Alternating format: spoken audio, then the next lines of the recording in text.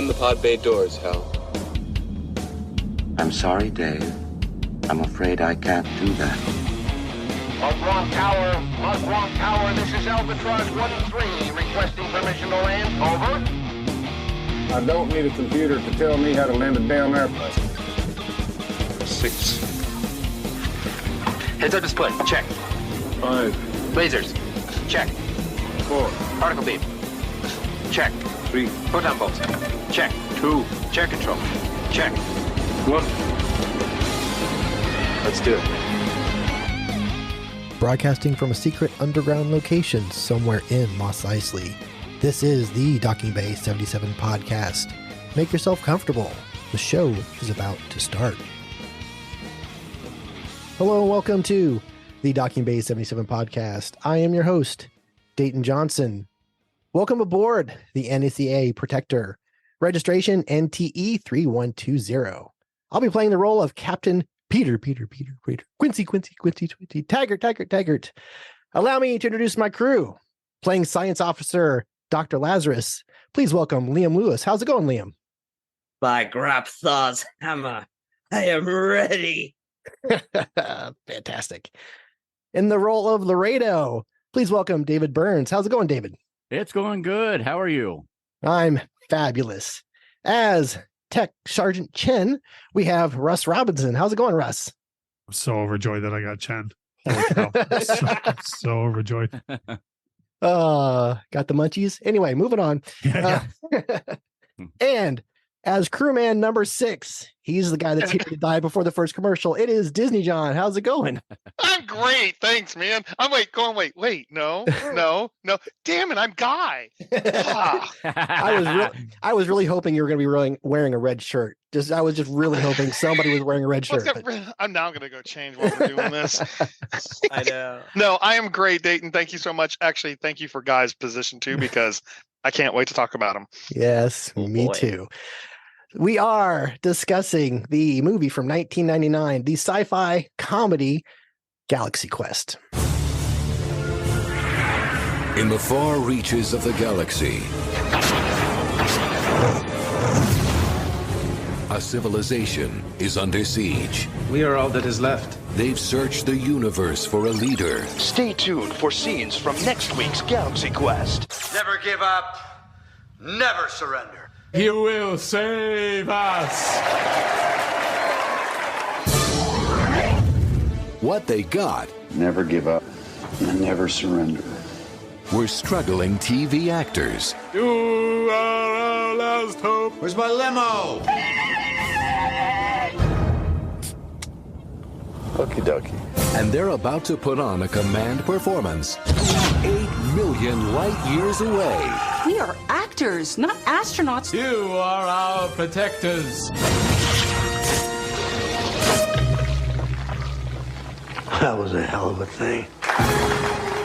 Now, Laredo, take us out. You gotta move to the right. Would you sit your ass down? You want to drive this to... acting like heroes The whole thing was just a misunderstanding. may not be enough. They look like little children. Hi, little guy. I'm done. DreamWorks Pictures presents Tim Allen, Sigourney Weaver, Alan Rickman, Galaxy Quest. You're just going to have to kill it. Well, go for the mouth, the throat, his vulnerable spots. It's a rock. It doesn't have any vulnerable spots.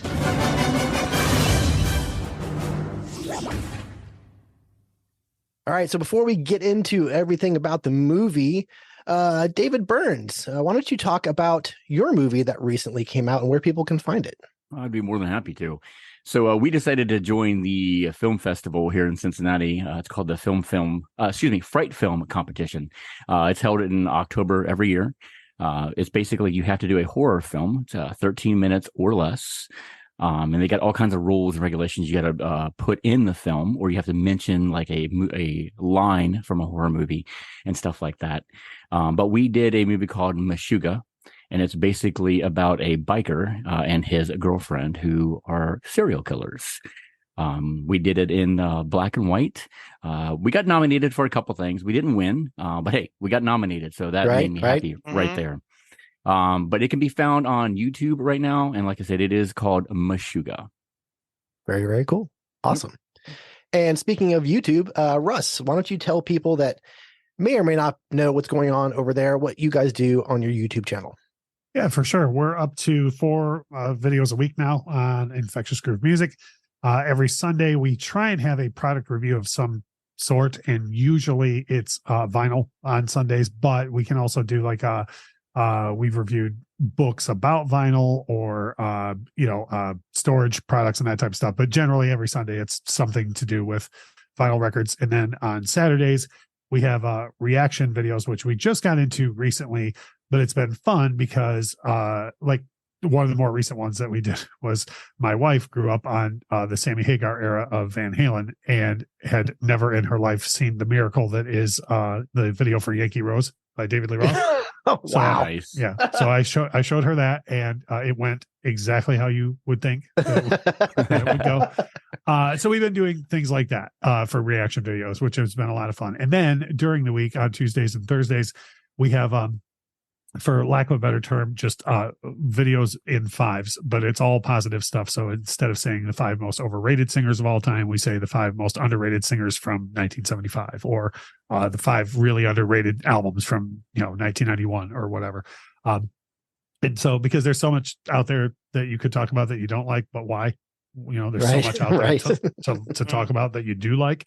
And it's been really cool. We get a lot of people that say things like, oh, I'd never even heard those Pearl Jam songs before, or wow, I never thought about that song from that Ozzy record before, or whatever. So it turns out to be good for us. So if you go to Infectious Groove Music on YouTube, you get 4 videos every week, and there's always a huge variety of stuff.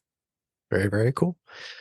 All right. So before we get on to the movie, we do have some feedback on our Queen Day at the Races episode. This comes from Jason Coslet, a new listener. He said, so Queen's Day at the Races, not one of my favorites, very disjointed, definitely needed some resequencing, not a favorite collection of songs. I'd be with Dayton, buy it used. It's good, not great. This coming from a very big Queen aficionado. They could have taken the best songs from this and jazz and made a better single album than 2 mildly average albums. I asked him how he heard about us, and he said, by listening to the Surely Can't Be Serious podcast, I discovered your podcast either by accident or by suggestion, and honestly, I believe it was an accident. Either way, I love your work, so I'm grateful for all you do. So thank you, Jason, for reaching out to us, and anytime anybody reach out to us, we will gladly read it on the pod. So thanks again, Jason. Appreciate it. Yay, accidental listener. The best kind of listener. I'll take any kind of listeners. It's all good. That's great. All right. So Galaxy Quest, some opening thoughts and opinions on this movie. Russ, do you remember when and where you saw it and what you thought about it? I do. And I'm actually really glad that you included this in the episode, because for this one, so I'm more of a music guy, but I'm the type of person who, and this is serious, I hadn't seen an Indiana Jones movie until like 2 years ago. What? So like not for like avoiding them. I just never got around to it. Right. Cause I was busy seeing like the same band 20th time, in concert, you know what I mean? Right. So, but when this movie came out, I had a friend, and to this day, he lives like 2 hours from me now, but to this day, him and his wife tag each other check into the theater like 5 times a week. Like no matter what, like no matter what you might think, like, oh, this is the off season, all the bad movies are like, they are at the theater seeing the movies every week, right? So He was the guy that would always be like, he'd go see a movie. Back we used to live 20 minutes from each other, and he'd be like, you have to go see this, like this is up your alley, and the marketing, and I don't know if we're going to cover this, but the marketing was so wrong for this movie. Yes, it was. Came out. Mm-hmm. Yeah, to me it looked like they were just going to openly make fun of sci-fi, and I mean, to this day I'm talking about my YouTube channel, we don't talk about things we don't like, you know what I mean? So I was like, why would I go see this movie where they're going to make fun of something people love, and my buddy went and saw it. He was like, dude, I will go again tonight. That's how good this is, and how much you'll love it. And he did. He went and saw it with his wife at like 10 in the morning, and I went with him at like 4 in the afternoon. So he saw it for the second time, and I saw it for the first time. So Nice. But it was nice having a real life person who I trusted be like, no, this marketing is totally wrong. This is up your alley. Like, this is a love letter to something, not poking fun at it. Right. Yep. Awesome. All right, Liam. I don't 100% remember the first time I saw this movie, but I want to say that I know for sure my mom showed it to me. I want to say that it was one of those, because we're huge Star Trek people, we're huge sci-fi people, so I want to say we were like binging all the Star Trek movies, and it like kind of run out of like stuff to watch, and it's like, well, we already watched like Wrath of Khan and First Contact and Voyage Home and everything, so like, what do we do now? And she was like, well, it's not an actual Star Trek movie, but there's Galaxy Quest. And Nice. I was like, ooh, that sounds exciting. Tell me about that. And so we turned it on, and we were just on the floor. And we are like this every time. We watched it again last night after years of not having watched it. But like, we laughed as hard as we did the first time we watched it, just on the floor, because it's kind of like Mel Brooks. Like, there are so many jokes, you forget some of them. Yeah. That's very true. And they sneak up on you. So it was another my good old mom making sure I had a proper education. Good mother. Very good. Good mother. Yeah. Right. Very great good. mom. Great mom. Now, she didn't edit this one as she was showing it to you, right? Not like she did with Raiders. Okay. No. Okay, good. Good. All right. Anyway. So now I know how much of a big Star Trek fan David Burns is. So I'm kind of curious, how did you come to this movie? Well, there's two things about this movie that I was attracted to. One, I'm a big convention goer. So I go to tons of conventions, and I have been for many, many years and still do. So when I saw, that popping up in the trailer, I was like, oh, this has got some interest. And then, of course, as you said, I'm a huge Star Trek fan and just a big sci-fi fan in general. So I saw this on opening day in December of 99. And I got to tell you, just as everybody has already mentioned, I almost fell out of my chair quite a bit. I was laughing so hard at this movie. And just as Liam said, I hadn't seen this movie in a while. So when I knew we were doing this podcast, I got very excited about it because, hey, I got an excuse to go back to see this because I've not seen it in so long. And I popped it in and was watching it. And I got to tell you, it was like watching it brand new again. I was laughing so hard. I was crying at times. I was laughing so hard. As a matter of fact, I went and told my nephew, who's 15 years old, I've got him getting into watching movies and stuff like that too. He's a huge Star Wars fan now, which I'm very proud of, I might add. But I told him about Galaxy Quest, and I says, let's sit down and watch this together because I want you to experience this. And he was rolling in laughter. Some of the jokes was over his head because, he doesn't go to conventions or stuff like that. But he had a wonderful time. So, it was good to experience that again with him too. Very good. Very good. All right, Dizzy John.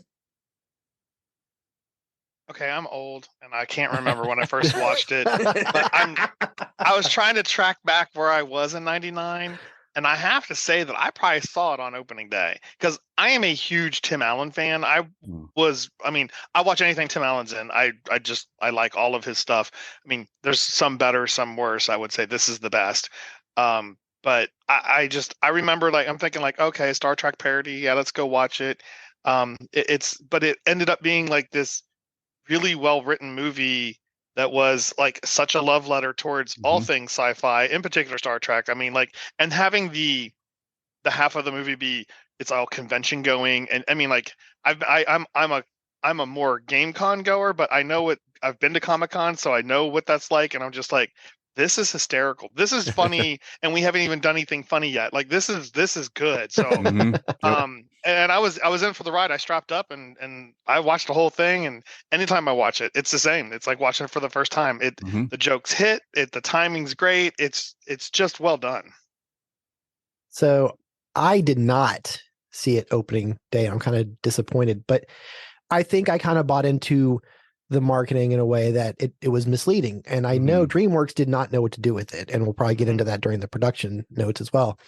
Now, I didn't see this until probably like 2001 when I was deciding to trade my Sega Dreamcast into one of those video game stores inside the mall because it was a dead technology and whatever. I know. Can I just get a trigger warning in the future? It's like my favorite game console of all time, and you're just talking about you're just all casual about its death. Like I wasn't, I wasn't there. I wasn't there. 9/9/99, September 9th, 1999. I was too. I was too. You know. Well, stop talking about my friend like he didn't matter to me.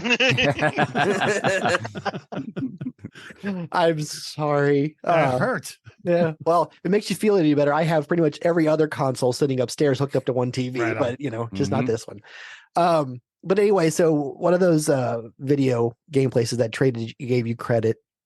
And they gave me $100 in credit, which now sounds kind of like whatever. But I went through and picked out a whole bunch of movies, a whole bunch of their DVDs, and was like, I'll take that, I'll take that, I'll take that. And one of them was this. And I took it because it was only a few bucks, and I had been told by some friends that it's a lot of fun. Took it. Well, it was a couple days before I even watched it. But man, when I watched it, I was like, I'm so mad at myself for not seeing this sooner because it is absolutely hilarious. And it's one of those that just keeps getting better every time you watch it because you notice things you missed the first time around because you were laughing too much. And it's just so good. It's absolutely wonderful. It's delightful. It's funny. It's emotional. It's great. And I'm so glad I picked up a copy for like $4. And that's just that's a win-win for everybody. So it found a home here and it's been here ever since. So wonderful. A very well-loved copy. Absolutely. And I probably watch it at least a couple times a year. Easy. So. All right, let's move on. That's the fact, Jack! That's the fact, Jack! It's time for That's the Fact, Jack. This is where we discuss some production history and facts about the movie. So, Mr. Burns, you have some production history for us. I do. The movie was released December of 25th of 1999, so Christmas movie. Perfect Christmas movie, in my opinion. Yes, it is. Budget was $45 million and would earn over $90 million. So it was a success. But as we mentioned, they didn't know what to do with this movie at all. And as you know, we've already talked about, the marketing was horrendous for this film because they didn't know how to treat it. And it could have been a lot more successful, I think, if they had given us the proper, advertisements and stuff like that for it. But unfortunately, they didn't. But it still was a success, and it lives on and has done a lot better, on DVD, streaming, and stuff like that. But the original spec script was written by David Howard. It was titled Captain Starshine, and he got the idea of basically from the movie, from a film titled Americans in Space, which happened to be narrated by Leonard Nimoy. So he got this idea of thinking about the typecasting that the Star Trek people have gone through. And he thought about what that would be like if maybe they were to meet real aliens and how that, that would go about. Well, producer Mark Johnson purchased the script from him because he liked the idea. He just wasn't completely sold on it. Right. So he hired Bob Gordon to use the concept and basically rewrite it in certain parts of it, still keeping a little bit of the theme of it. And DreamWorks pretty much picked it up right away and put it into production. DreamWorks actually wanted Harold Ramis to direct this film. Right. But, they had hired him. He wanted Alec Baldwin for the lead role, and I'm very happy that did not go through because Tim Allen was fantastic in this role. We probably could have got something a little bit different. Who knows? I think Steve Martin and Kevin Kline were even considered, which is very unusual. Tim Allen was hired. Ramis wasn't happy with that, so pretty much Ramis left the production. And that is when Dean Parasut took over as director. It was basically within 3 weeks of picking up after he had left, after Ramis had left. Linda DeCina was the production designer, and she leaned heavily, and when you see this movie and you know the history of sci-fi, she leaned heavily on Star Trek, Battlestar Galactica, Buck Rogers, and Lost in Space when it came to her production designs and stuff like that, which is absolutely beautiful in this film. The cast, as we know, Tim Allen, Sigourney Weaver, Alan Rickman, Tony Shalhoub, who probably a lot of people know as Monk, Sam Rockwell, and a very, very young, I'm slipping his name right now. Justin Long. Justin Long. Thank you. Yeah. Thank you. Justin Long. Very young Justin Long in a role that I did not remember him in until I went and saw this again. I was like, oh, it's Justin Long. So I thought that was fantastic. Bulk of the film was shot in studios in LA. Scenes of the alien planet were filmed at Goblin Valley State Park in Utah. And of course, visual effects were created by Industrial Lights and Magic. Very good. Yeah. Very good. Now, why am I blank? It was Stan Winston that did the makeup effects, correct? Yes. Yeah, because it looks fabulous. It does. So, a couple other things. Oh, go ahead. Just real quick. I don't know where's a good place to slide this in, and I don't know who on here has seen this, but for anybody listening to this or present company, there is a ridiculously good documentary about this film on Amazon. That is, I think the documentary is as good as the movie. Yeah, I agree with that. Yeah. And it's called Never Surrender. And it's, when you when a band puts out an album and they go, oh, this is our best work ever. And you're like, this is not your best work ever. And when a sitcom is coming to a close and all the actors get paid to go, oh, we've been like a family. And you're like, no, you're not. You guys don't even like each other. Like, you can tell in this documentary that every single person that worked on this movie loved it as much as you do as a fan. Like, you can tell that Sigourney Weaver is not just taking a paycheck to be like, oh, I remember. Yeah, sure. I stood there and I was Tawny and it was great. Like, you can tell that she genuinely loves the movie and her part in it and what they all did together. Right. And it's just a fantastic documentary. Like, a lot of the points you'd mentioned about production are in there, but to me, just the reverence that everyone has for it is like worth watching the doc for alone. Yeah, I agree. So I have a couple things I found that I wanted to mention. But I'm totally going to destroy his name. But Enrico Cantalatoni as Mathazar. So when he did his audition, he was the one that did the voice that you hear in the movie. And because the director liked it so much, everybody else that auditioned for Thermians had to do the same voice. So I think that's great. Fantastic. Rainn Wilson, who appears as one of the Thermians, and you mentioned Justin Long. This is both their feature film debuts. Sure is. Yep. Now, some competing people for Justin Long's part include Kieran Culkin, Eddie K. Thomas, and Tom Everett Scott, which are all interesting choices. They're not bad, but so we mentioned Tim Allen. Of course, we know him very much as from Toy Story. Yep. Well, Toolman, but yes, but as Buzz Lightyear from Toy Story. So there are two other Disney stars in this movie. Anybody have any idea? I believe David knows one of them. I know one. All right, go ahead. That is Susan Egan. Yes. Yep. She plays one of the Thermians. You can see her for sure twice towards the end when they come back on the command deck and they're laughing about the model being this big and they're clapping. She is actually second from the left clapping. And then when they go into the elevator to leave, she's once again second on the left. She actually had speaking lines, but they were all cut, unfortunately. But yes, she was the voice of Megara from the animated Disney film Hercules. So now I know David has a story from a recent trip to GalaxyCon. I do. We went to GalaxyCon in Columbus, and Susan Egan happened to be there signing autographs.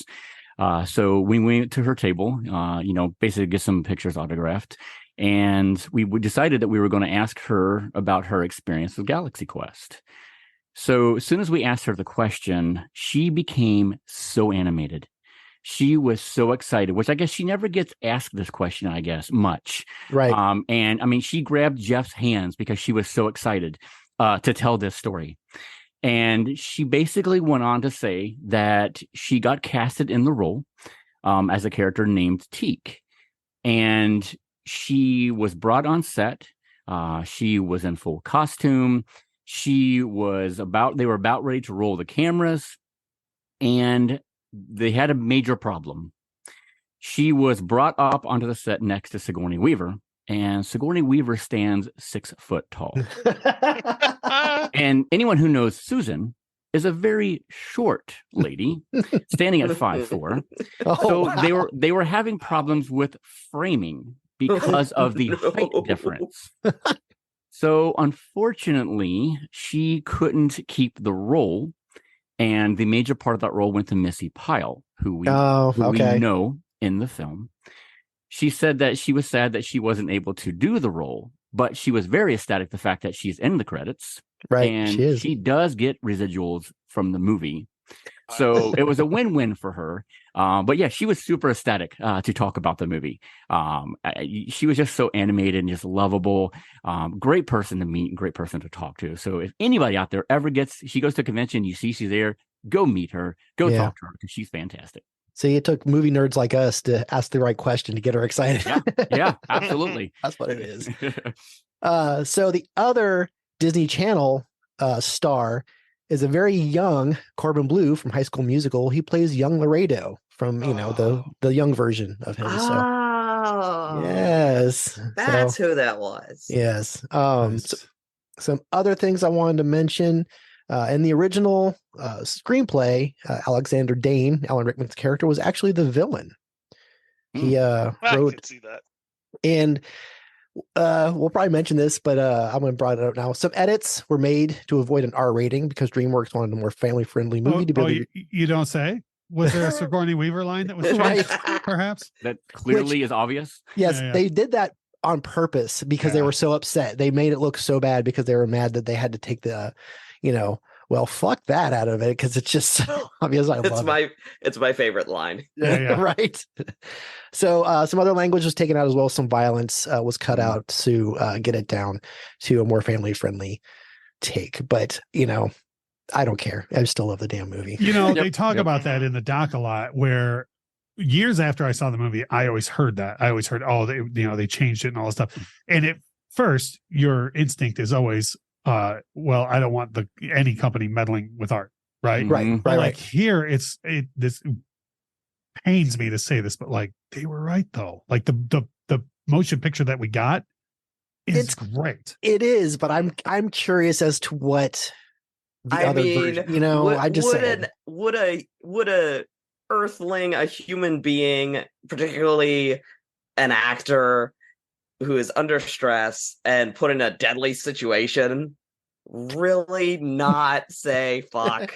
It's just so funny. She did say that. This is what I'm saying. If you put an actual actor in a situation, like we're human beings. If this was made today, she would have said the F word. They wouldn't even blink. Would have said fuck. Yeah. In PG-13, you're allowed one. Yeah, you're allowed one. That could have been the one. Guardians of the Galaxy 3 did it. So, yep.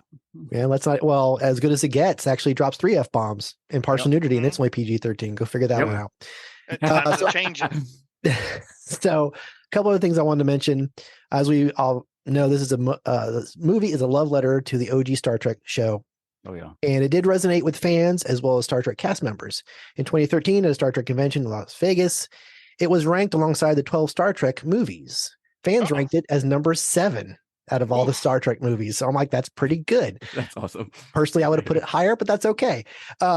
So Jonathan Frakes, Patrick Stewart, William Shatner, Will Wheaton, George Takei have all praised the film for how much they can tell that the writers and directors loved the basically source material.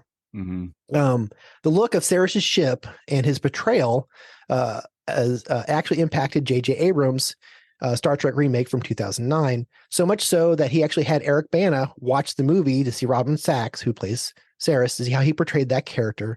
And the green hue of that ship is also influenced how Nero's ship looks in 2009's movie. So I thought that was really cool.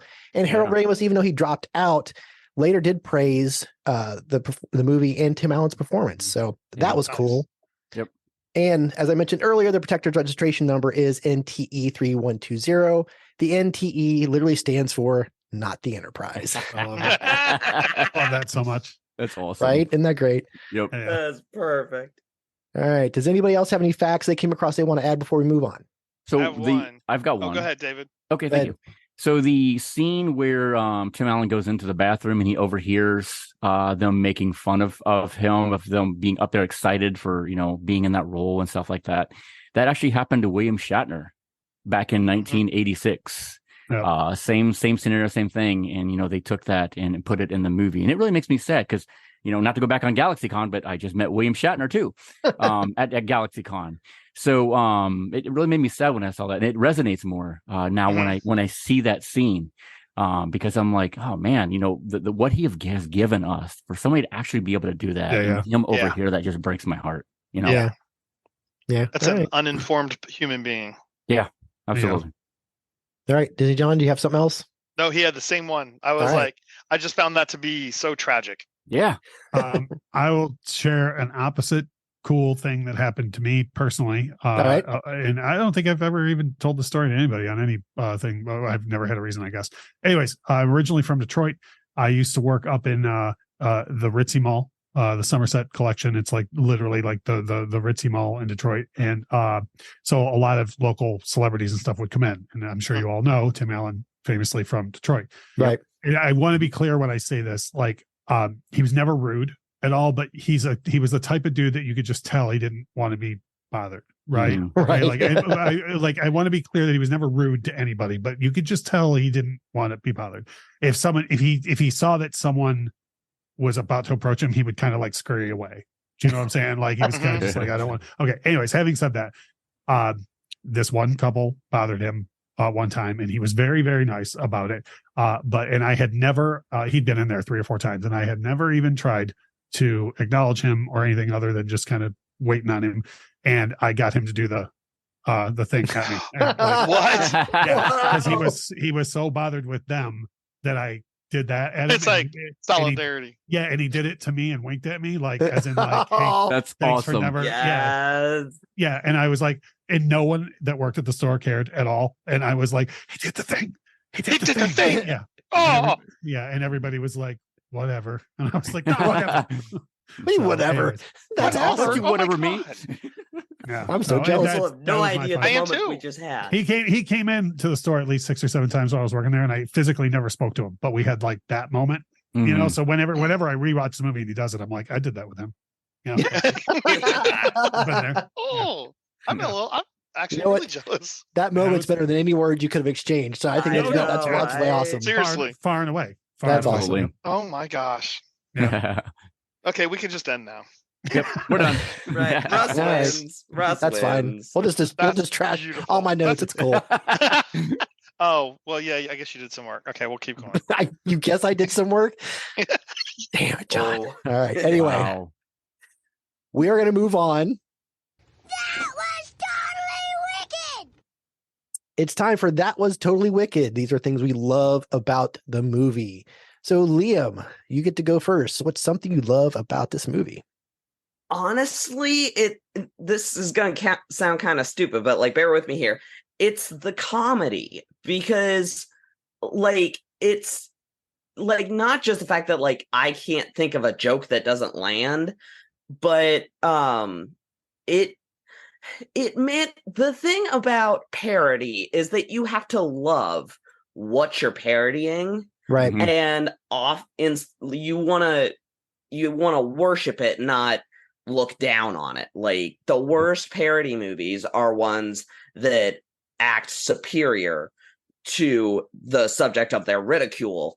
And similar to like everything Mel Brooks has ever done, this movie, it's clear that everybody here loves Star Trek and just wants to like none of the jokes are at Star Trek's expense. No. Right. No. It's just like Chen is not like, oh, isn't Scotty an idiot freaking out all the time? It's, wouldn't it be funny if instead of being pulling his hair out Scotsman, if he was just a stoner? It was just like, I guess the engines can't take it, so we're all gonna die. There's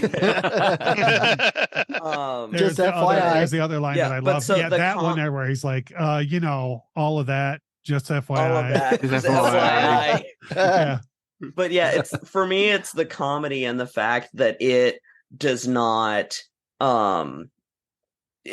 belittle either Star Trek or, as it would be so easy to do, the fans of Star Trek. If you made this film in like maybe like the early 2000s, like around like Scary Movie and Meet the Spartans and junk like that, it would be so easy to have all of the jokes outside of the space portions, taking place in the convention center, be like mocking all of these nerds and treating them like crap and just making them look like, the complete scum of the earth. But in fact, like, the nerds save the day.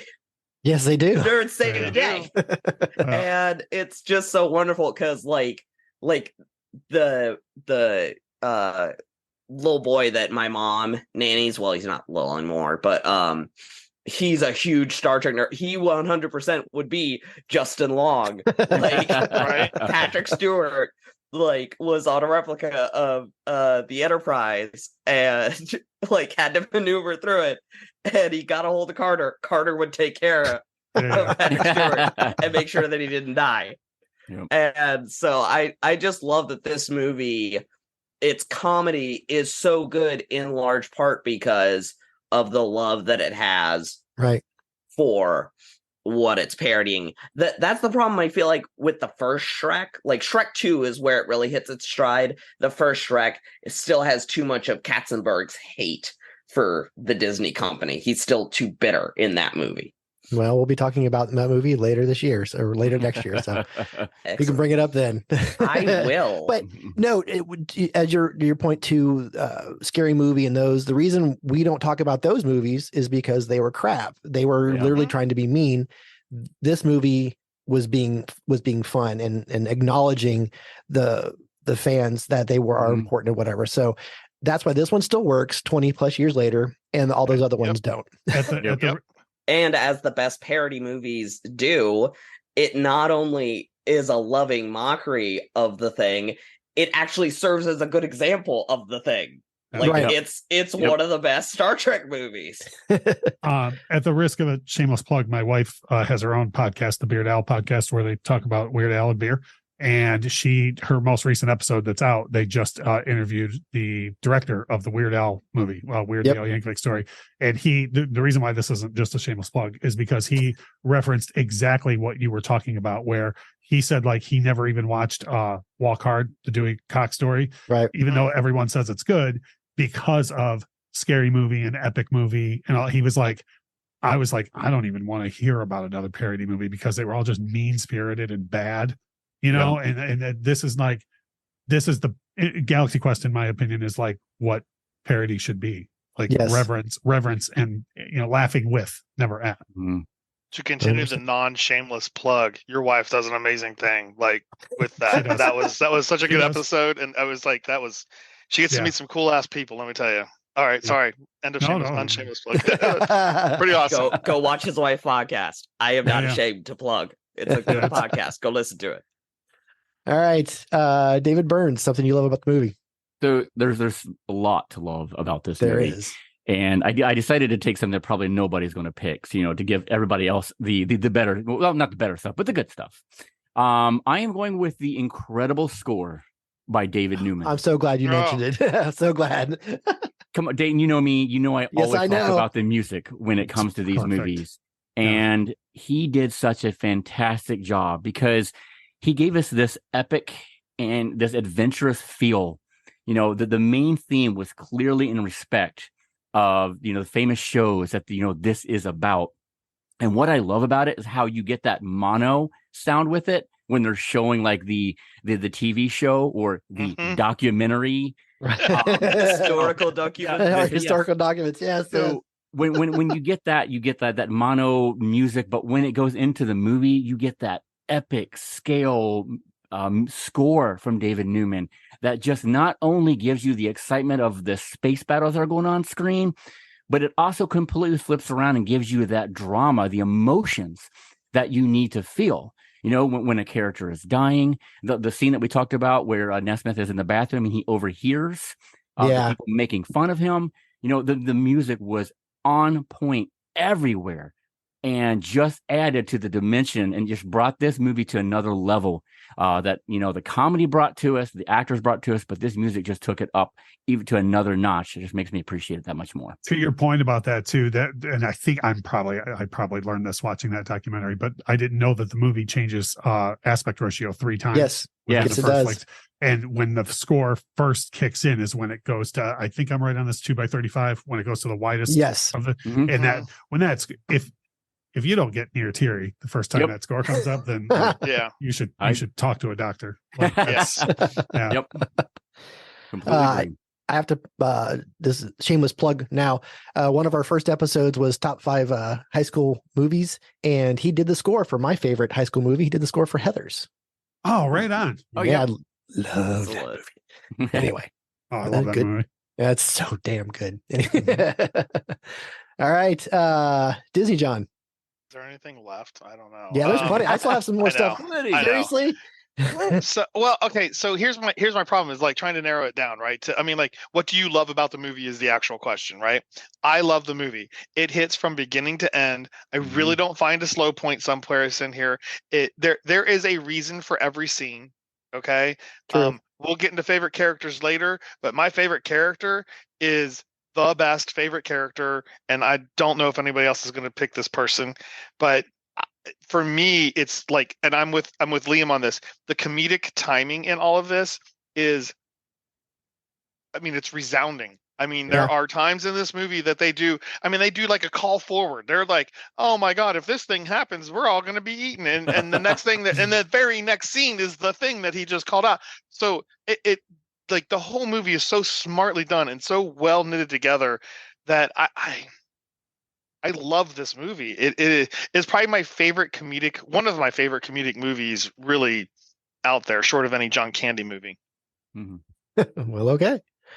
Yeah, it's, I don't know. We'll get there. So I don't want to step on anybody's toes. So Russ, something you love about the movie. So you put in the instructions to make sure to have a bunch, like in case somebody else took yours. So I came with 6 in case nobody. I have 4, and 2 of mine are gone already. Okay. So all right, well, I'm just going to read through, and I'm going to stop on my last one so everybody can talk about everything else. First thing I have in all caps is Rickman. Yeah, Rickman. yes, Yep. Just Rickman. 100%. Yep, Just Rickman in caps. Shaloub, Weaver, Guy, because he doesn't have a last name. The Thermians as a whole, but Justin Long. Can we talk about the physical comedy that this kid does? Yes. Right. This role, right? The thing where the first of all, when he goes to run out and he's explaining it to his parents, and he's like, so like they're going to come in at this, and so we have some fireworks and everything. And the way he's like so desperate to get out the door, but he needs to know that like his parents need to know. Like that's how all of us would be, right? Amen. And when he runs into the street and he's trying to flag the shit down, he just gets bowled over by the airstream. It is that physical comedy in that moment is brilliant. It's just brilliant. At least he's getting outside. Yeah, I love that line. It's a perfect. Well, at least he's outside. Well, that, and then when he runs out the recycling, I don't think you understand. I was just gonna say, when he's taking out the trash, because every single one of us has gone through those exact motions. Yeah. So good. Yeah, So good. I played some Wing Commander and left my squad hanging while I had to dry the dishes or something. Mom, come on. You understand? Yeah.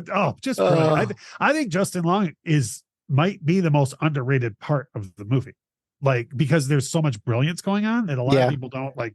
Just look at how much we've been talking about. What, 3 minutes of screen time? Yeah, and we're all pretty much dying over it. You know what I mean? Kid's brilliant in that movie. Yeah, he's a genius. All right, so I have a couple things I want to mention. So basically this movie is a comedy, at its heart, and it's all well and good. We mentioned the comedy that it's still great, 20 plus years later. I want to talk about the visuals and the makeup effects in this movie they're amazing considering the budget. The budget was $45 million, and a big chunk of that went to Weaver. A big chunk of that went to the cast. So there's not much left. Dan Winston did such a great job with the makeup that the aliens were Saris, whatever, and his crew.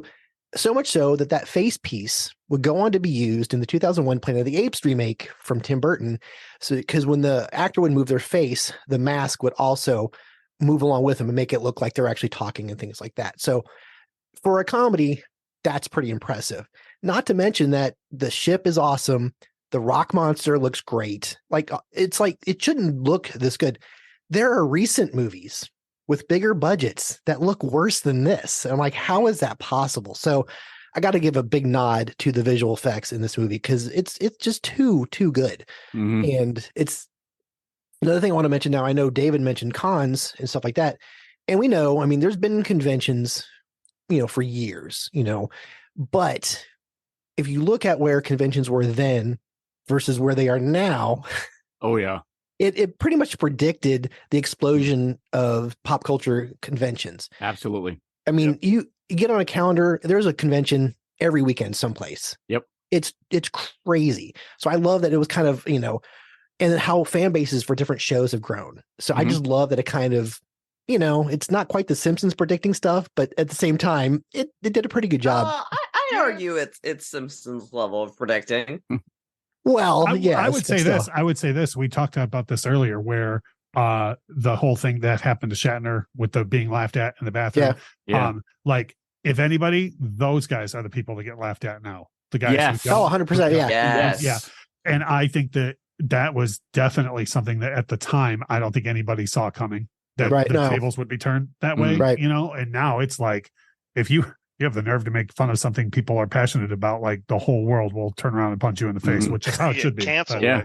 But I think that at that moment, no one would have ever expected that to be the norm, for those guys to be the ones to be laughed at eventually. So I'm talking about being happy about a prediction.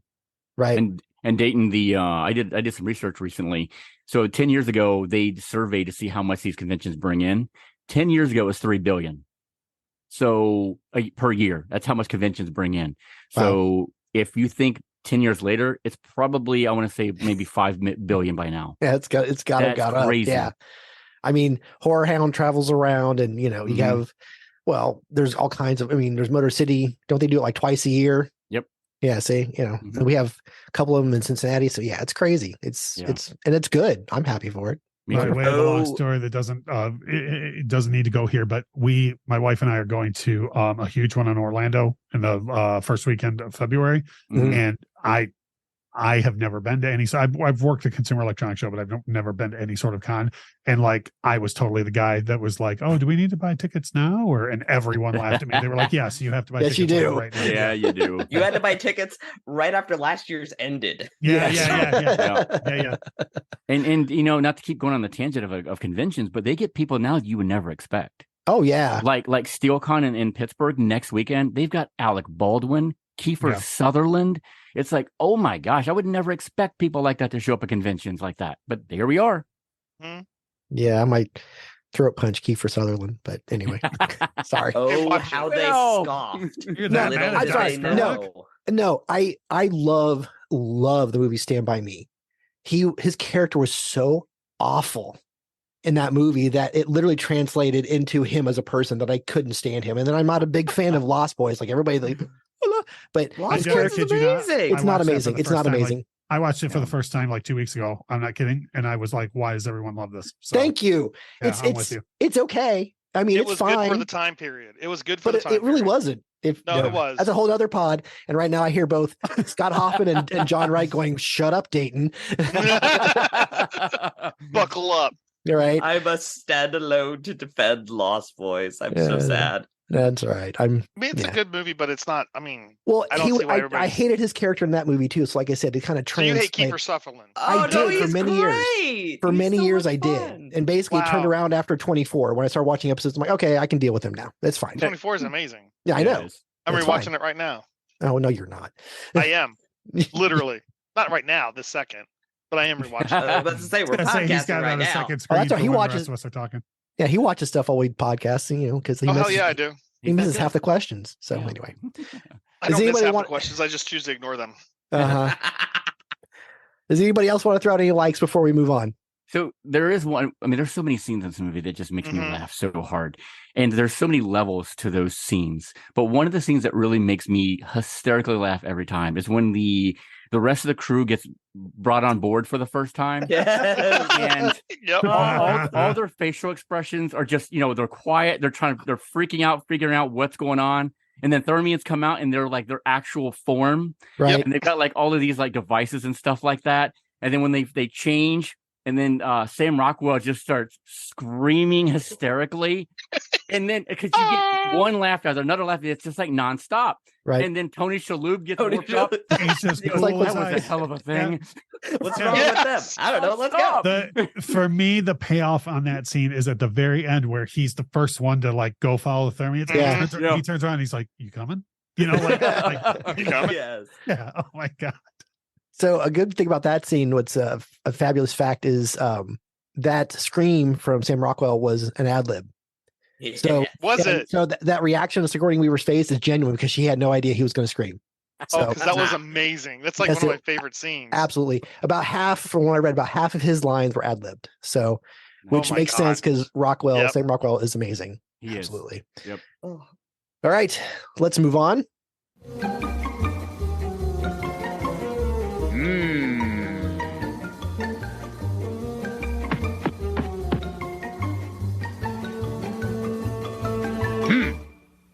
No, sir, I didn't like it. It's time for No Sir, I Didn't Like It. These are things that we don't like or don't work. So, David, why don't you go first if there's anything you can think of? There's only one thing. We've already mentioned it. It was Okay. the not using the F word when she said it. That's the only problem I have with the movie, because as it mentioned before, I think it was John, it's like from beginning to end of this movie is just brilliant. Yeah. It's I agree. edited perfectly. So that's the only thing I didn't like. That's it. Okay. All right. Disney John, anything? I got to be a dope because I must be the most easily satisfied person in the world because I really did like this movie. I didn't even know about the F-bomb, so I'm going to throw my vote towards that she didn't drop the F-bomb. They do it in modern Star Trek. Why not do it in that? That's fair. Yeah. God, what I would pay to hear Patrick Stewart say, "Shut the fuck up, Wesley." Right? I would Oh my pay God. so Amen much to that. money. Amen. All right. Russ. I will read you exactly what I put into my notes, which is there is nothing to dislike about this film, and I will fight you on that. We're circling the wagons here, folks. All right. That's fine. Liam. Well, if you're circling the wagons, then I'm the Comanche War Party because I do have a legitimate complaint. Uh-oh. I'm curious. A missed opportunity. First of all, like just a problem that I have. It's kind of personal, but not really. But also a missed opportunity for a joke in a film with such brilliant comedic writing. I feel like this is kind of like not really a fumble, but like almost. Okay. When they are when Tony Shalhoub is having self-doubts in operating the teleporter, Right. and he shoots up the pig lizard and it turns inside out and explodes. And it exploded. And it exploded. She goes, Yes. hold, please. Great timing, but brilliant effect. I love all the work that went into that. I almost lost my dinner, like because I forgot just how gross that effect is. Like It's a good one. Like It's a good I one. know that other people are like, it's so over the top they can kind of like almost see the strings, but I have a very like hair trigger suspension of disbelief. So as soon as that thing showed up, and we get a good like I'd say 15-second beat of looking at this thing as it like convulses, and it's Yeah. too much, too far, guys. But also the funniest parts of that scene are when you're looking at it from the creature's point of view at all of the crew. And I feel like it was a really missed opportunity to have that entire, like, we don't see what it looks like when it arrives. We just play off of their reactions. I feel like it would have been a lot funnier. I see that. Yeah. Okay. If it had been, if like we didn't see what happened, we just heard the noises that it was making and watched the crew and then like had the guts like fly at them.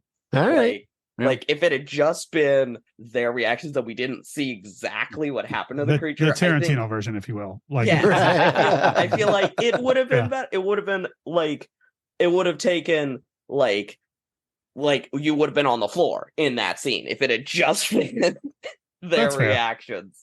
I like how Teb is the only one that doesn't duck. He's the only, he just takes it. He's like, yeah, I love it. Okay. Yeah. All right. So, That's my thought. My only complaints are I would like to see a director's cut. I would like to see some of the stuff that had to be cut to be put back in. Yeah. But so the only other thing I want to mention, I actually want to ask a question of the group. the scene in the bathroom that, when he overhears, the people talking about, Nesmith, how he's such a loser or whatever. Here's my question. Why are you there? Get out of my head. Well, no, I mean, seriously, if all you're going to do is make fun of them, why did you pay the money to get in there? I have an answer for that. Okay, good. Because I'm just curious. Check this out. So, and you know this because you've heard me complain. I think I've complained about this on your show before.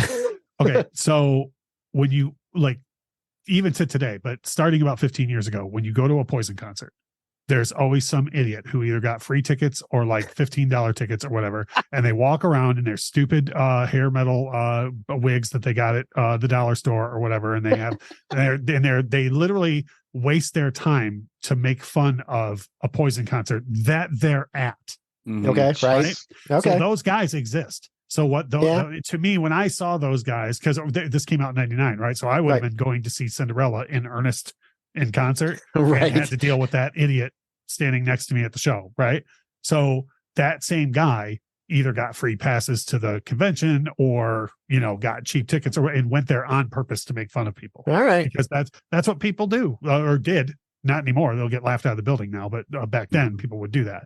And, same thing, like Bret Michaels was just in town the other night. Somebody I know was like, oh, yeah, it'd be hilarious to go to that. And I was like, but he would win, though. You would give him money. I know, right? Giving him money. Like that joke isn't as funny as you think it is. You know what I mean? Like, so, but that's what I'm saying. Those guys exist. There are people that will do something because they think it's hurtful to someone else when they're really making themselves look like an idiot.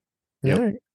I always thought of it as being like that there are multiple panels, kind of like Comic-Con, so you could be at multiple panels, and that just happened to be the Galaxy Quest room. That's how I thought of it, but I think you're probably more correct for the time setting, that it's people who went there purposefully to go make fun of all the nerds because they were the jocks in school, and they're going like, we're going to make fun of a whole group of nerds and put myself in their camp. Idiots. Right. Yep. Yeah, and then the jocks that need doctors because they got hurt and realized, well, all the nerds are the ones that are doctors, so maybe you shouldn't make fun of them. Yeah. So. Right. Yep. And the geek shall inherit the earth. Anyway, all right. Okay, so we pretty much have no real complaints. So we're going to take a quick break from some of our podcast friends, and we'll come back and do some favorites and then give the movie a rating.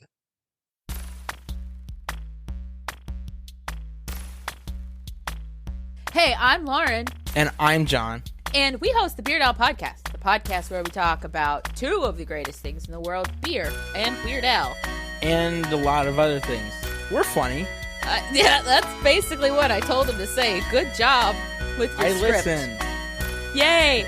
But no, seriously, we try and pair a beer with a Weird Al song and talk about both things and go where the conversation takes us. It's fun, I promise. You'll like it. Yeah, I mean, if you like talking about random things as well as, fine craft beers and some wonderful craft music. On the Vintage Video Podcast, we'll be reviewing every single wide release of the 1980s in chronological order. Over 250 episodes to enjoy and thousands more to come.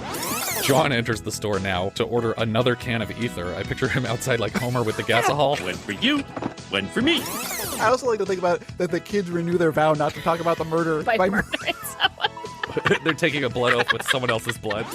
This stuff is 7 times more powerful than uranium. And they open up the vault that it's contained in, not wearing any kind of protective gear. Yeah. And it's wooden crates. It's like the guys in Chernobyl picking up the graphite rocks and going, because they're just rocks. Hugging the elephant foot. Just like, oh, this thing's smooth. It's so warm. He turns to dial the number from the classified ad without even thinking about the numbers.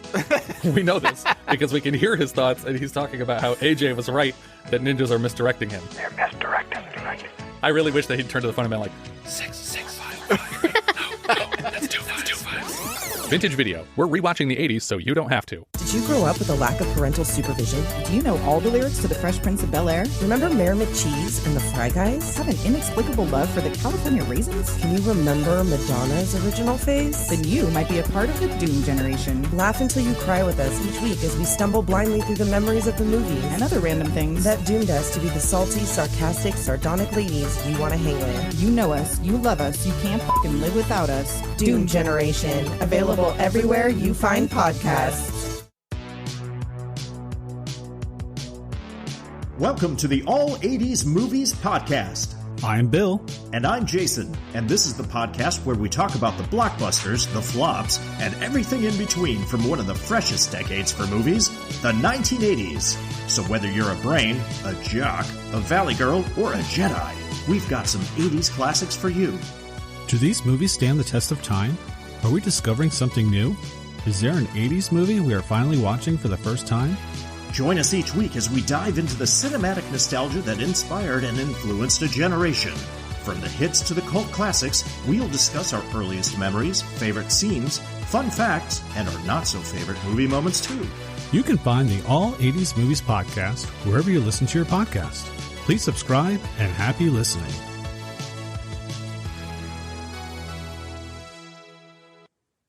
Why are you smiling like that? I just like to smile. Smiling's my favorite. Make work your favorite. That's your favorite, okay? Okay. Work is your new favorite. Fine. All right, it's time for Smiling's My Favorite. These are our favorite things from the movie. So let's just go around the horn here. Liam, your favorite scene? Oh, it's real tough. It's real tough. I gotta go with kind of the heartbreaking one though. I love that whole sequence with Alan Rickman and Quellic.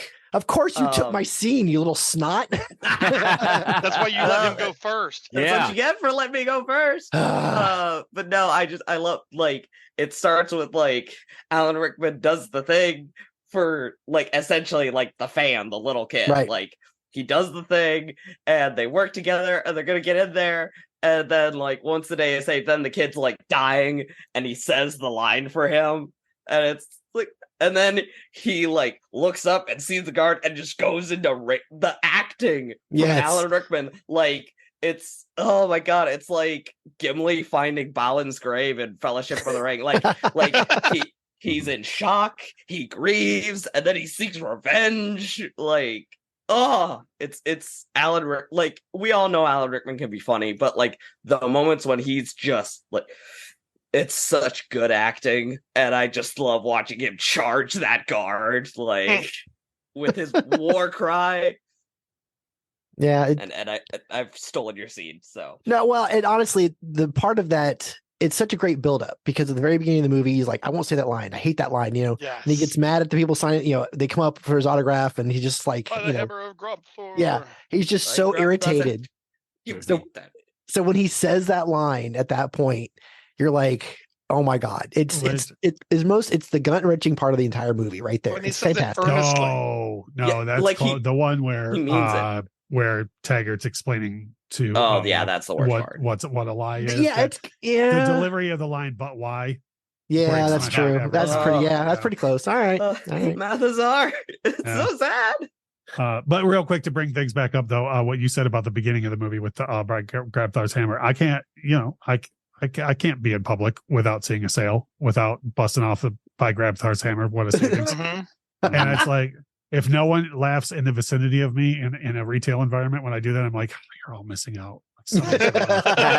Libyans, you sociopaths. Oh, that's wonderful. Uncultured swine. All right, Disney John, favorite scene.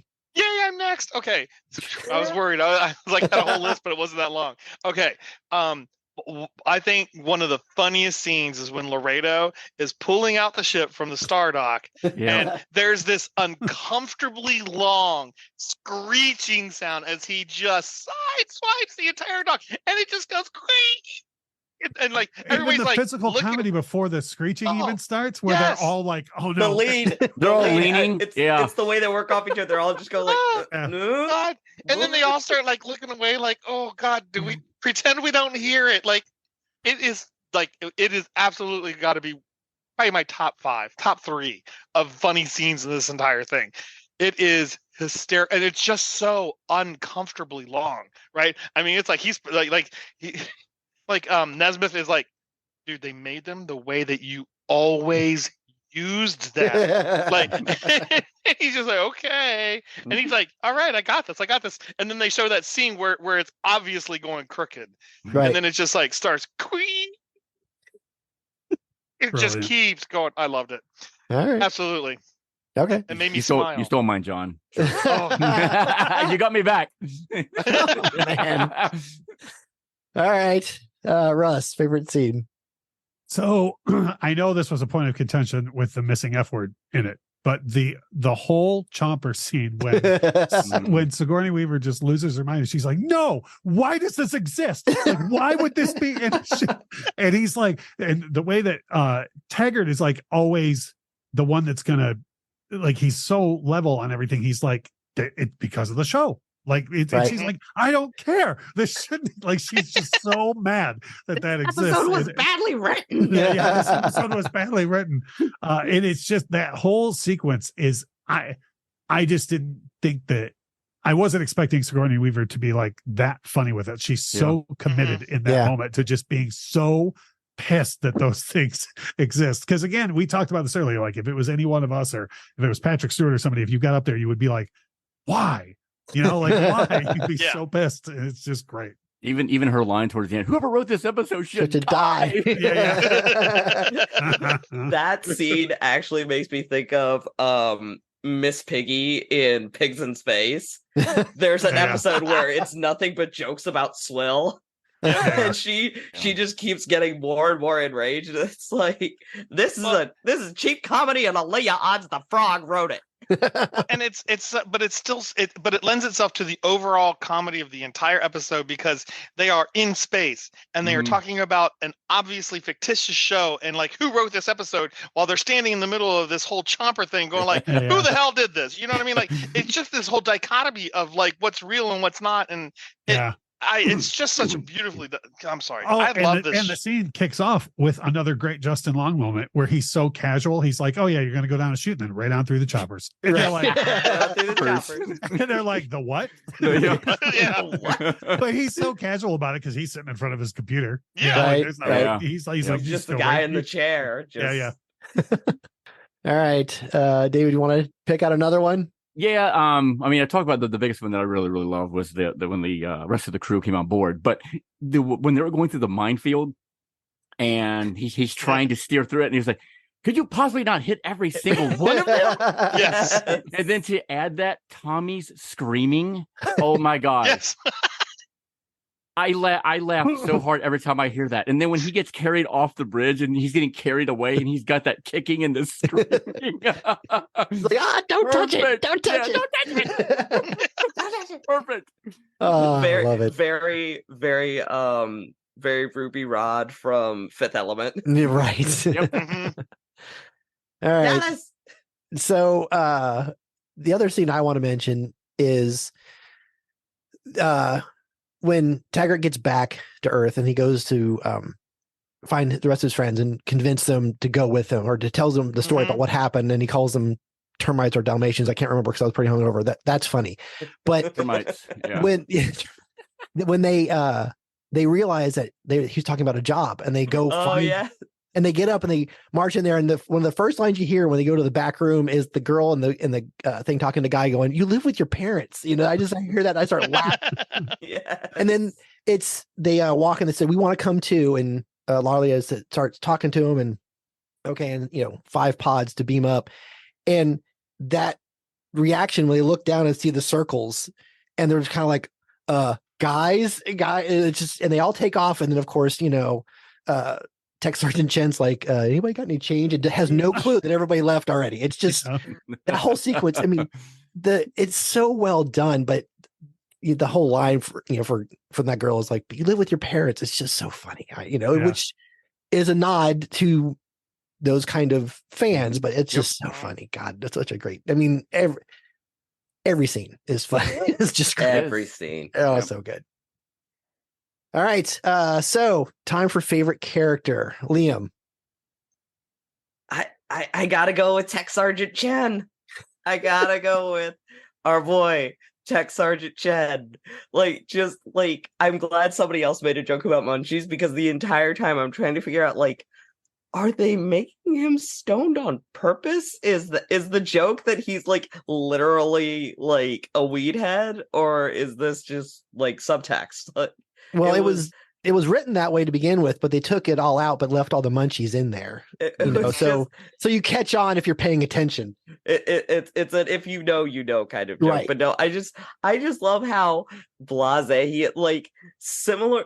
One of the things I love about Tim Allen's character is how excited he is that it's all real. Like when they all get on board, he's like a little kid, like, look, we're in space, isn't this great? And the ship's real, and these are real aliens, and everything's great. And Tony Shalhoub has that same positive energy, just in a more laid back kind of way. Again, I love the joke of like he's Scotty if he just like smoked a doobie and chilled the F out for a minute. And I love how like he just goes with the flow, he takes everything in stride, nothing can faze him. And like I love a good like I don't care that you're a whatever, like I'm in love with you, let's get it on type of relationship. So I love that he's like, hey, like even when you're a squid person, like this is banging, like no, that's not right. That's not right. Rockwell's like, that's not right. Great. Tech Sergeant Chen is just phenomenal, and I feel like he has a lot of the best lines. I just love how he squints his eyes every time they mention his name. Tech Sergeant Chen. He's like, it's all right. Yes. All right. Disney John, favorite character? Security Chief Rock Ingersoll. Yes, baby. I love. Okay, so I did not do my cheater for my favorite scene, but any scene that Guy Fleegman is in is absolutely one of my favorite scenes. He is incredible in this entire thing. Like, yes, he is. I love Powell, but like this guy is just he just crushes it everywhere. Talking about the whole red shirt syndrome thing. The whole series, when he starts talking about the red shirt, like, oh my God, I should have been the guy on the ship, but then I would have stayed there and I would have died there. But so I came here, but now I'm thinking I'm the guy who died down on the planet. And then they start talking about everything that happens on the planet. I'm going to die down here on the planet. He does it so well. And yeah, 100% Security Chief Rock Ingersoll is my favorite character of the entire show. And I mean, Tim did a great job. Sigourney did a great job. Everybody did a great job, but he, I think, stole that show with very few lines. Yeah. He's like the Hudson of Galaxy Quest. Yes. Well, literally, that's they're going to come in here. They're going to come in here. They're going to come in here. That actually was one of his inspirations, was it was that character. So yeah, so good. It's very brilliant. Good. Sorry, I didn't mean to take yours, Dayton. That's all right. But it seems to be a theme lately, so that's fine. You took mine too, John. Again, for going last. Again, John. Hey, way to go. I'm here to destroy. All right, Russ, favorite character. I'm going back to Chen for all the reasons. It's just brilliant. It's such a brilliant performance, and I know it's in a sea of brilliant performances. Yeah, right. It is. Yeah, but it's just every little thing about, like, even Dayton. I was going to try and find a way to mention it earlier, and you just brought it up casually. Just the way he squints his eyes, like, right. like he's like really sure, like he's a big deal when he hears his name. You know, right. Like he's not too serious about anything, but he knows he's a big deal. You know, and just we talked about that. I have another one of his lines for my quote from the movie, but the one thing where he's just like, yeah, it's busted apart, all that, you know, like, just like, he's like, and this is what I'm supposed to say, I think, like, you guys know there's danger. Yeah, it's perfect. I like how when they figure out how to move the ship to get to the planet to get the beryllium, he's like, oh, you're right again. He goes, group hug. And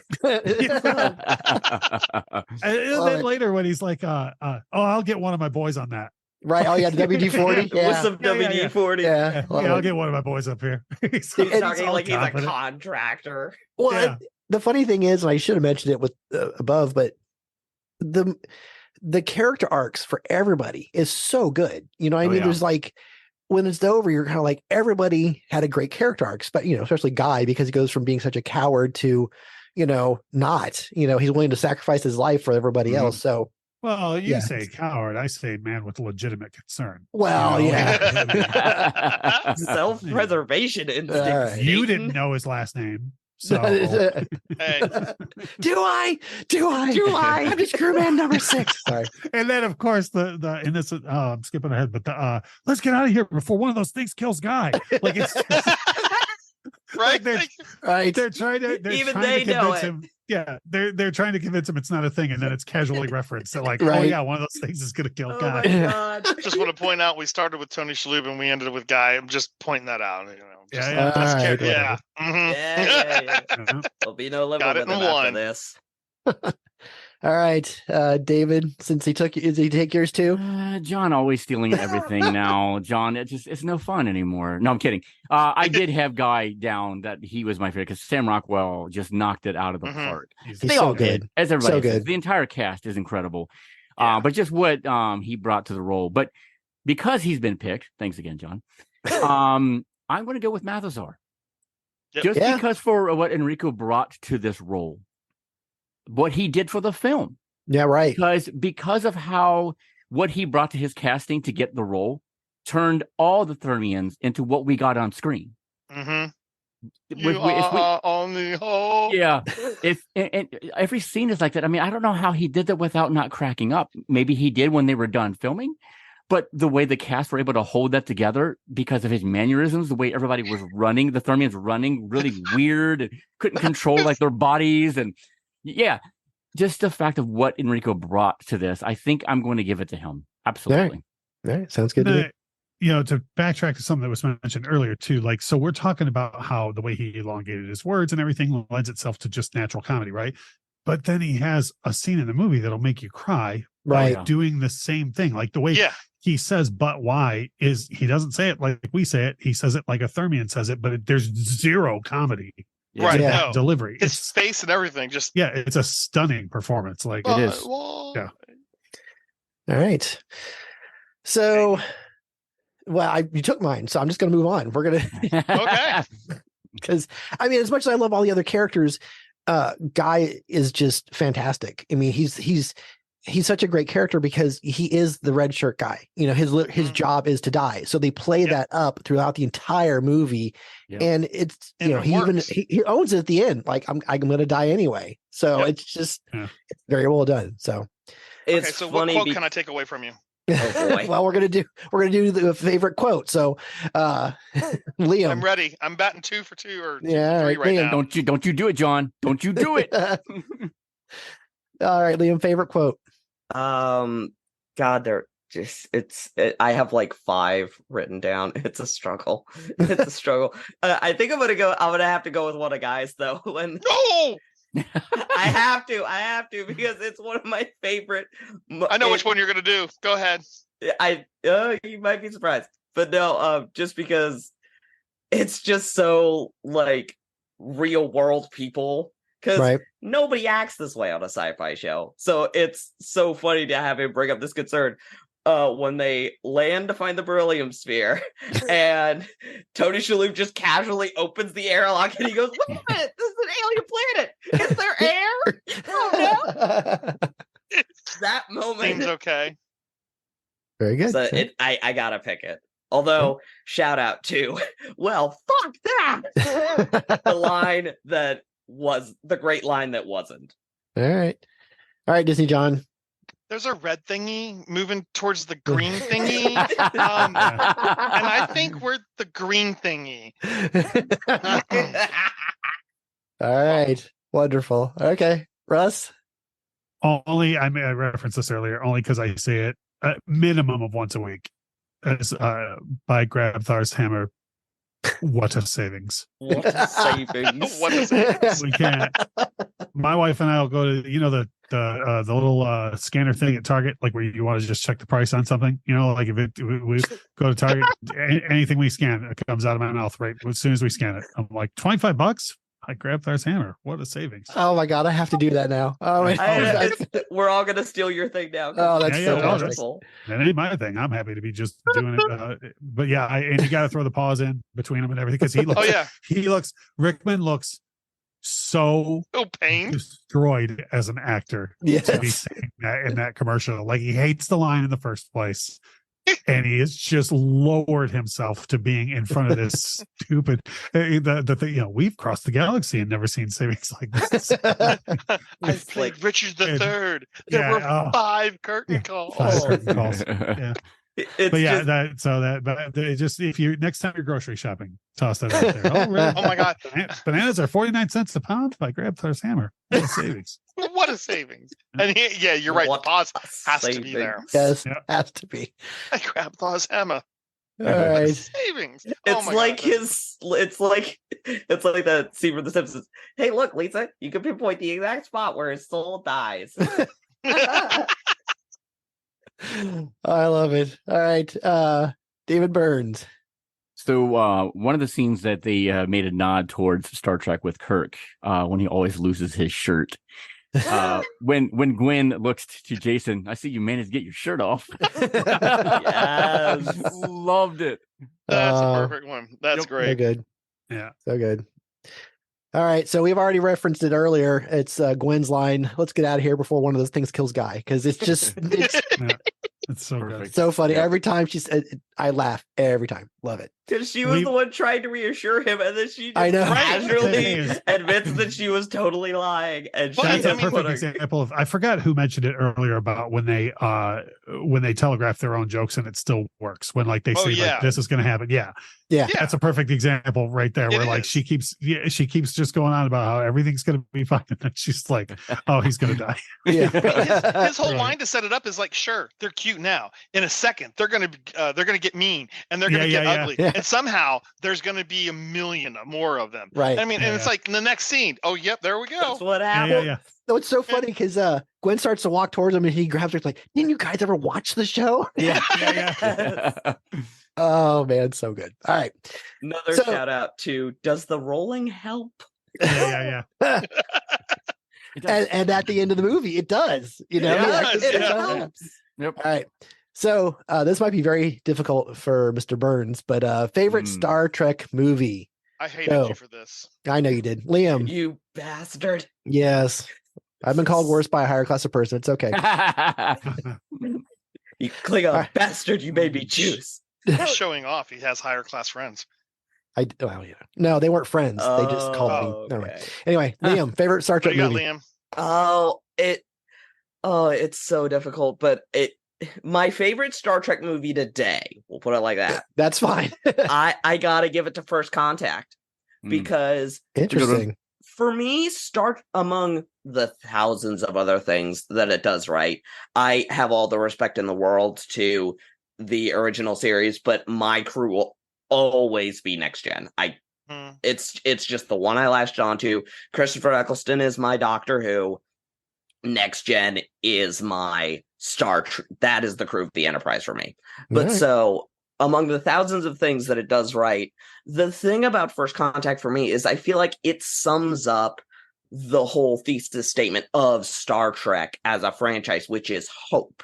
This idea that like after we bomb ourselves into oblivion at humanity's darkest hour, somebody somewhere will go into warp for the first time, and then the Klingons will show up, and we'll realize that like we are not alone, and the universe is so much bigger than we could ever imagine, and we've just taken a great step.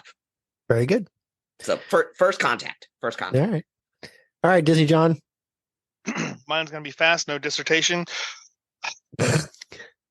OG, The Search for Spock, TNG, First Contact, New, all. There you go. Wait, what? What? I tried to cheat them all in. So OG, I love Star Trek, or The Search for New Spock. TNG, The First Contact, I agree with you, Liam. And of the new ones, I like all of them. There's not a bad one amongst them. All right. So he did. Couldn't do it any other way. What a See, cheater. I find it funny. You pick Search for Spock. That's actually one of my least favorite ones. I don't. That's surprising. The poignancy between, if you watched all of the originals, the poignancy between Spock and Kirk when they're in the reactor and he's giving up his life, the needs of the many outweigh the needs of the few, is so touching. Because I remember watching this for the first time in the theater. I am there for every that's Wrath Star of Trek Khan. in That's the not Search for Spock. That's Wrath of Khan. Yeah, that's Wrath of Khan. Search for Spock is when they go to the planet to get him. Oh fuck! I want the Wrath of Khan then. That's the one I want. That's the one. Dude, wow. I was gonna say. I messed that up. I thought it was Yeah, the you Search did. for Spock. Oh no, that's the one after. Yeah, never Yes. mind. I'm sorry. I Federation screwed that up. membership card revoked. Right? Yeah. John, Okay. I'm embarrassed for you. Wow. Somebody needs to be because I really dicked that one up. Okay. Yes, you did. Oh, wait till my mom hears this. Yeah, Wrath of Don't Khan tell is your usually mom. her favorite. No, no, don't tell your mom. No, hashtag Amber cannot get any more. No. She listens to every episode, dude. You're already screwed. Yes, you are. We're gonna. All right, Russ, favorite Star Trek movie. Another vote for First Contact. For Really? all the affirmation. Yes. Really? I God, do. that surprises I'm me. I'm a next generation Really? guy. Yeah. I am too, but wow. Okay. Shout Yeah. out to Star Trek Nemesis, by the way. I love nature versus nurture. I love like fighting a young version of yourself. Mm-mm. You get one, First Liam. Contact You still- get Yeah, one. Liam, you get one. Get one. You're not Scott I will Hoffman. cheat You like- can't do you that. can't cheat Yeah. like me. I don't believe in a no-win scenario. All right, whatever. Okay. All right, David Burns, your favorite So, Star Trek movie. I am a TNG guy too. I grew up with it, but I'm sorry. The original crew takes it. I'm going with Star Trek: The Undiscovered Country. That's a All good right. one too. That one is phenomenal because we had the Crap Fest as the final frontier, which, as we all know, if you've seen that movie, you know what I'm talking about. Blarf. But Star Trek 6 gives this political drama with the Klingons, Right. and you've got this mystery going on, and it was incredible. It brought back the original crew to a whole new level that we expected to see on the big screen. And I love Khan, but I have to give it to The Undiscovered Country. I don't hate you for that. That's a good one. Thank you. All right. Well, I'm probably going to get hate for my answer, but anyway, I'm used to it. It's fine. No, I actually, if I'm looking at the classic ones, Wrath of Khan would be my pick. But for me, it was actually the 2009 J.J. Abrams remake, because as much as I like the older movies, this was everything I wanted in a Star Trek movie. The whole years I've been watching them, I just wanted a little bit more fun. I wanted a little bit more action, and Abrams gave it to me. And I was thrilled with it. Also, it nails the relationship between Kirk, Bones, and Spock, which is what drives the original series and the original movies anyway. So to me, it's so much fun. It's everything I wanted. And I'm like, yay. And of course, we got Spock, the old Spock, Leonard Nimoy in there too. So it was, I love it. Out of all of them, that's the one I will put in and watch. It's a great movie. Yep. All right. Favorite sci-fi movie. I'm very curious about some of these answers. That is a huge question, man. I know it is. I know. I got a top 3. I'm not gonna lie. I have All right, that's fine. All right, Liam, your favorite sci-fi movie. I'm cheating again. Tie between Tron and Blade Runner. Shout out to Dark City. Interesting. All right. Wow. Well, I'm going to go I after am him not because a Blade Runner fan. Dark City's my choice. Really? Yeah, Dark City with a side of Alien. If somebody picked Dark My City, man. Oh, wow. Very good. I don't think I've ever Oh, seen I Dark forgot City. about alien crap. If Dark City, in my opinion, is the Matrix. If it was better, all right, it's the same themes as the thank Matrix. you. I just like it That's better. got Kiefer Sutherland. So that Finally, means Dayton's somebody never else seen said it. Yeah, he was one of the reasons why I didn't watch it for many years. I'm not lying. Dark City, man. Ah, yeah, I'll have to watch this. I know I've never seen this. Oh, I it's so like good. it. I like it. Really? Okay. I've heard lots of Yeah. people. I know. I know. Okay. How close is it to Blade Runner? Oh, would you stop with your hate for Blade Runner? Oh my God. You're just broken, John. It's not. Jeez. No, I'm it's, not. It's. I don't think it's very similar to Blade Runner. Yeah, I don't think it is at all. No, so I'll like it then. And I It's- might just so Oh, FYI, John. I'm not any sort of Blade Runner It's fanboy. the Matrix, but better. For me, John. Yeah, it is the Matrix, but better. Wait a minute. I realize that I'm finally on the outside while Dayton's like on the inside looking, But I have Blade Runner's terrible. I hate that movie so much. Moving on. So Russ already gave his answer. Unless John's trying to distract us.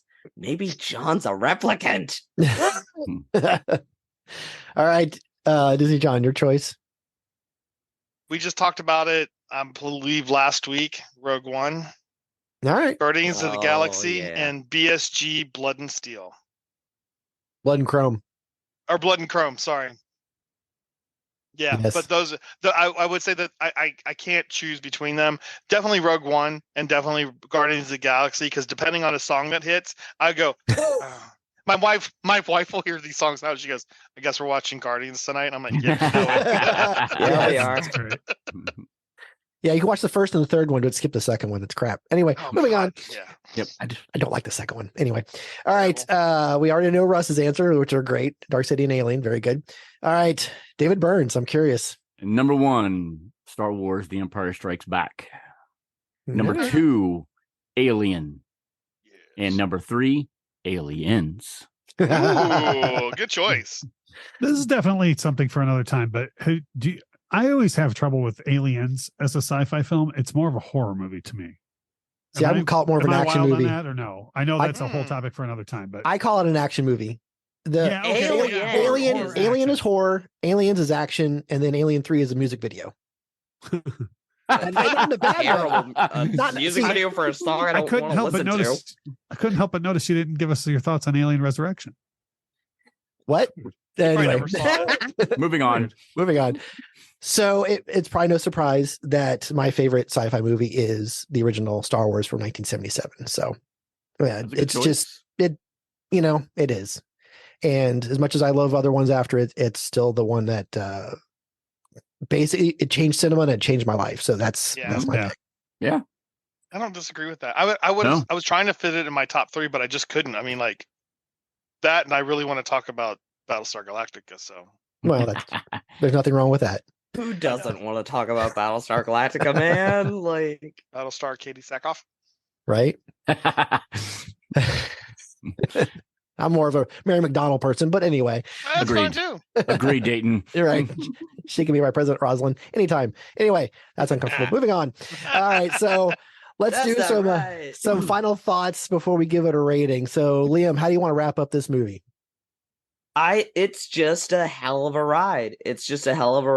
And it really, like I said, it has respect for the nerds. And I feel like, that like it's kind of a commonplace message now. But like I feel like back in the day, like that was really something that we needed. And I really wish this movie had gotten more traction, because maybe it wouldn't have taken so long for the geek to inherit the earth. Right. All good things to those who wait. But still, like, this was a message that we needed back in the day. Like, you nerds who care so passionately about things and work so hard at your things, don't lose that passion. Don't lose that fire, because that is what makes you who you are, and that will make you do great things in the future.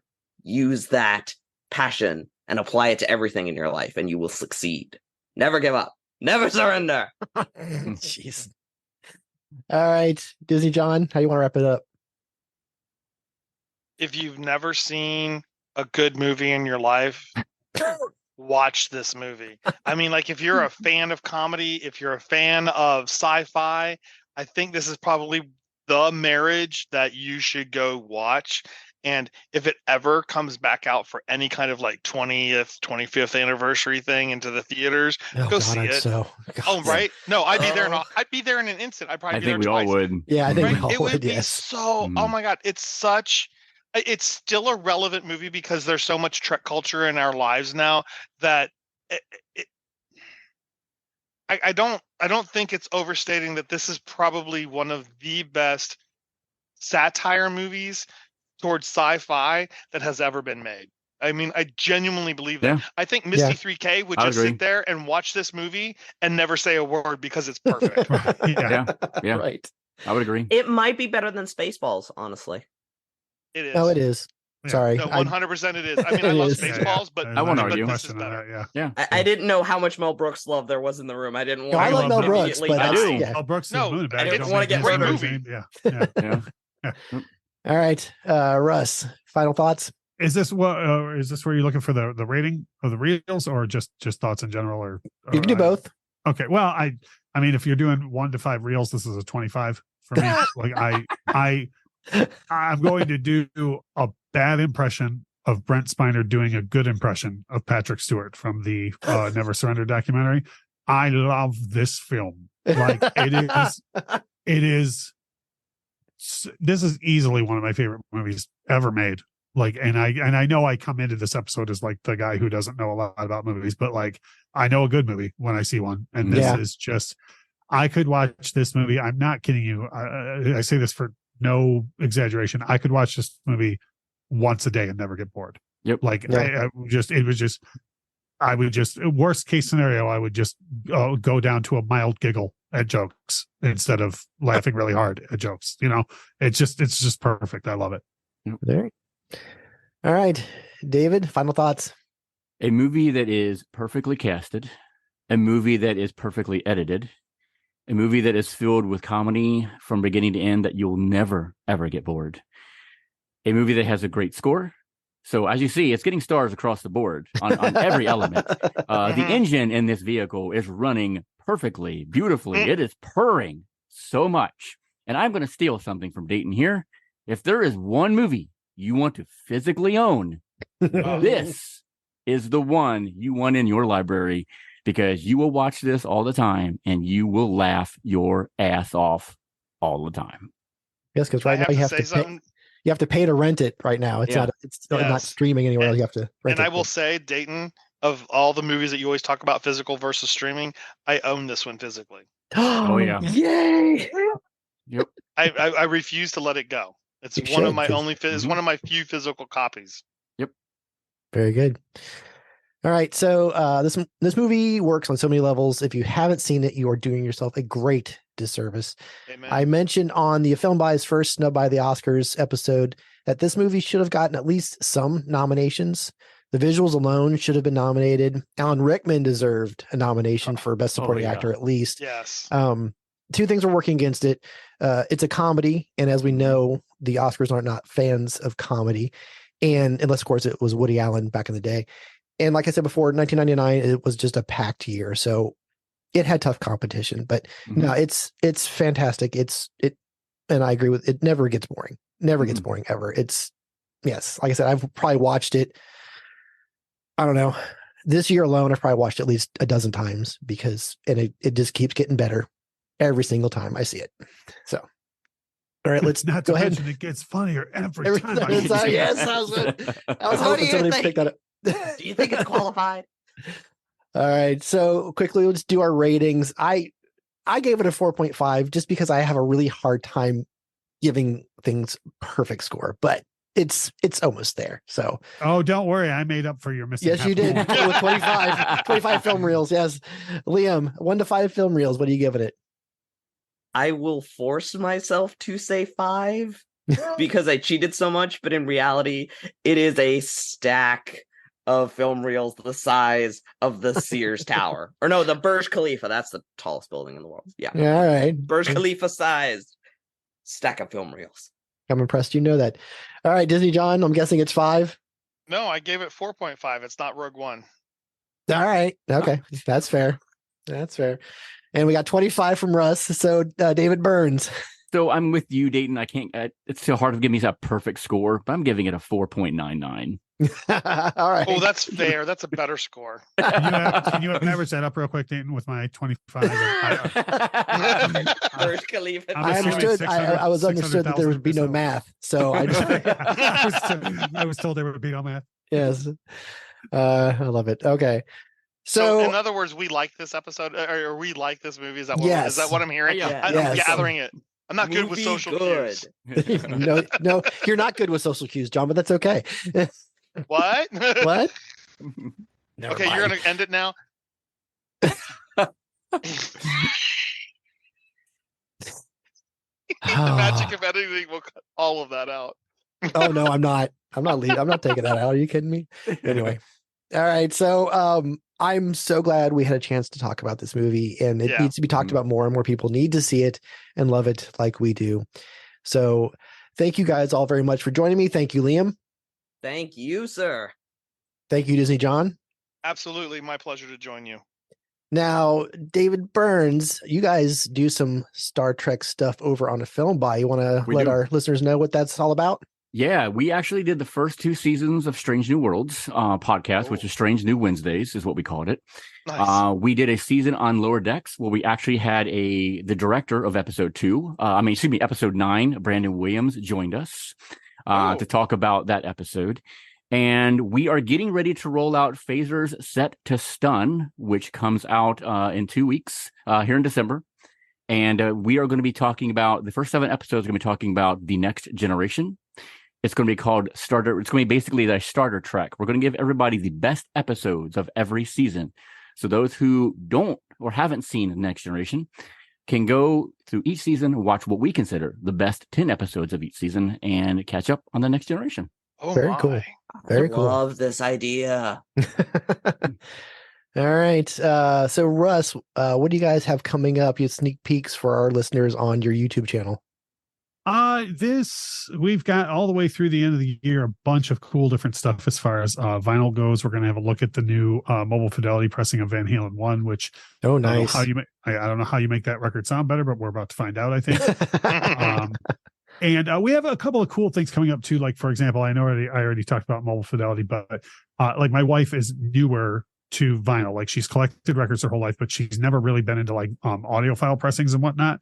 Right. So I went out and I got the mobile fidelity pressing of Bill Withers' greatest hits, because it's like renowned as like, if you're going to buy an audiophile pressing, buy the mobile fidelity pressing of that record. Right. And then I got like a regular like $15 pressing of it, and A-B'd them for her. And was that's very cool. Yeah. So nice. yeah, with stuff like that coming up too, because you get somebody like me who's been collecting records forever. I'm always the guy that's going to be like, oh yeah, you should totally buy the $200 version of that record. Absolutely. Yeah, you should. But then you get my wife's perspective is like, yeah, I like the music, but do I like it that much? Or can I, like, is it placebo? Or do you think it sounds better because you paid more for that record? So we have things like that coming up that I think will bring a unique perspective to it, instead of just, bearded guy talking about records like we see across YouTube.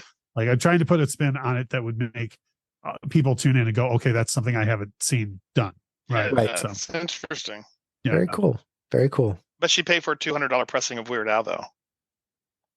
No, not for no. She did. Oh boy, no, that's a whole. See, I know that story. I know that joke. She got that box set by marriage. Yes, she did. Oh, okay. Yeah, it's if anybody ever looks at this and goes, "How do you get her?" It's because I had the Weird Al set. So you're looking to snag a woman like Lauren, buy yourself a Weird Al box set. There's nothing sexier than a man with the full vinyl catalog of Weird Al Yankovic. And actually, I kid you not, tomorrow night we're filming her review of that box set, because she's very cool. So we're literally which box filming set is that? The Weird Al Squeeze box. It's the whole Squeeze box. Weird Al's entire catalog. God, I regret not buying it. Oh, I know, everyone does.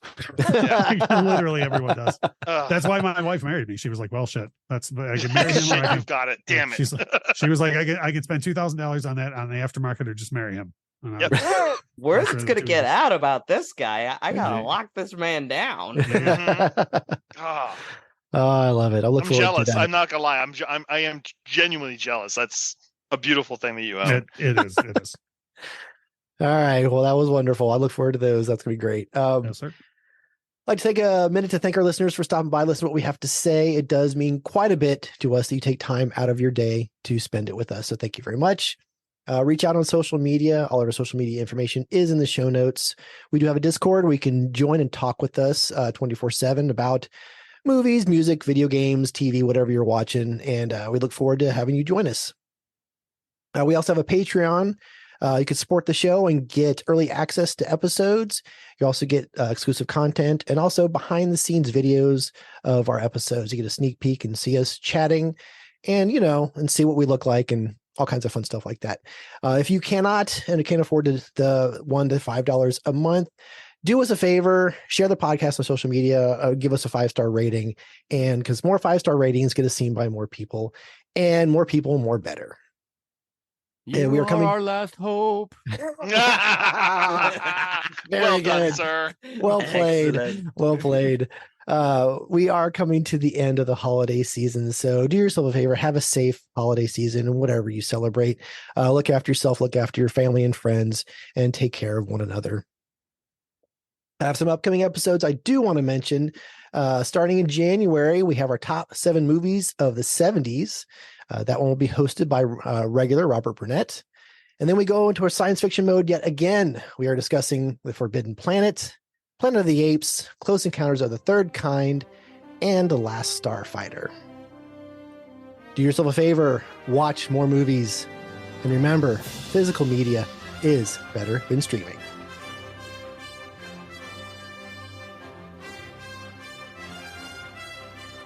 The Docking Bay 77 podcast is produced and edited by Dayton Johnson, recorded with Rode Pod mics, the Zoom PodTrack P4, and edited on Audacity.